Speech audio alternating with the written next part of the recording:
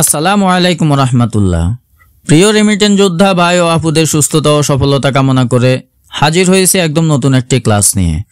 আজকের এই ক্লাসটি শুধুমাত্র তাদের জন্য যারা প্রবাসে নতুন আসছেন, আরবি ভাষা শেখার প্রবল ইচ্ছে রয়েছে, তারা ভিডিওটিতে একটি লাইক এবং চ্যানেলটি সাবস্ক্রাইব করে বেল বাটনটি চালু করে দিন। চলুন আজকের গুরুত্বপূর্ণ ক্লাস শুরু করা যাক। আজকের ক্লাসের প্রথম বাক্য হচ্ছে তুমি কেমন আছো। এই বাক্যটিকে আরবিতে বলবো কেফ হালেক ইনতা। তারপর রয়েছে আমি ভালো নেই। এই বাক্যটিকে আরবিতে বলবো আনা মাফি কয়েস।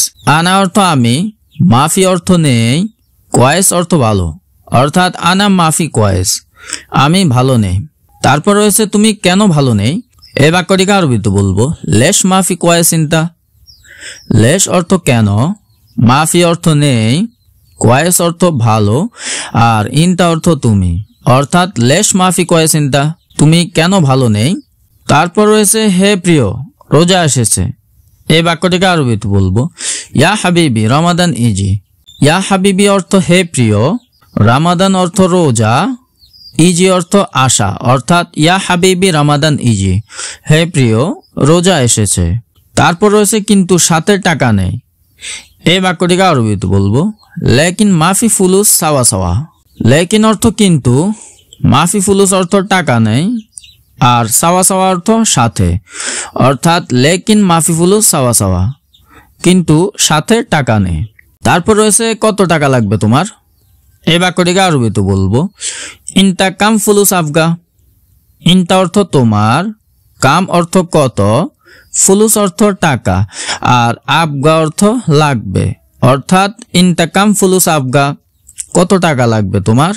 তারপর রয়েছে 500 টাকা লাগবে। এই বাক্যটিকে আরবিতে বলবো খামসা মিয়া রিয়াল আফগা। খামসা মিয়া অর্থ 500, রিয়াল অর্থ টাকা, আর আফগা অর্থ লাগবে, অর্থাৎ খামসা মিয়া রিয়াল আফগা, 500 টাকা লাগবে।